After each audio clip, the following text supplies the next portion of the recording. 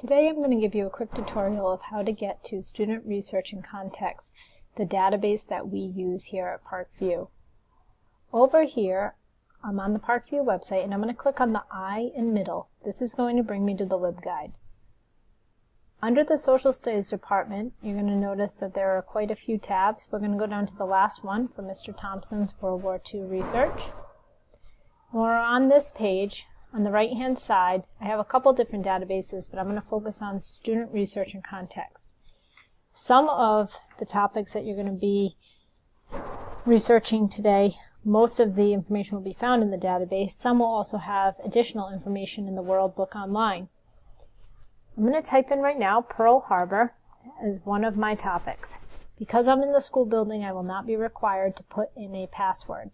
If I were at home, the password is cran_log, and it is also in Google Classroom and on the doc for you. Once I've searched for my topic, it gives me a lot of different things.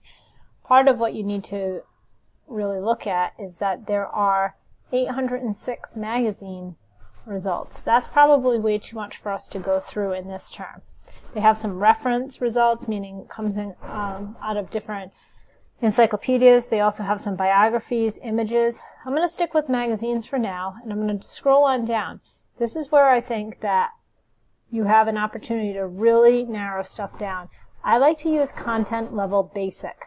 When I click on Content Level Basic, it's only going to bring different articles up for me that are written at pretty much a 6th and 7th grade reading level. Interestingly enough, there is an article about Navajo, and I know that is one of the topics that people can choose. But I'm going to come in here and click on this under Pearl Harbor 60 years ago, why the U.S. was suddenly attacked. When I open this article, I get the full text of it as if I were looking at this magazine in front of me. As I start scrolling down, I can read. Now, it does have some illustrations in it, as if I were having the magazine on my lap in front of me. Some of them do have color illustrations, some of them do not. So this might be a good opportunity for you to at least see if you could take any of these illustrations and use them on your Google slide. Once I've gone through and I've gotten all the information that I need and I've taken my notes, what you're going to be doing is looking at the MLA format for this. The thing I like about using our database is the MLA format is done for you. So this information here under the source citation is copied and pasted onto a new Google Doc as part of your works cited page. Because any place you take information from, that's considered a source that you have read, you have taken direct quotes, you've gotten information from that.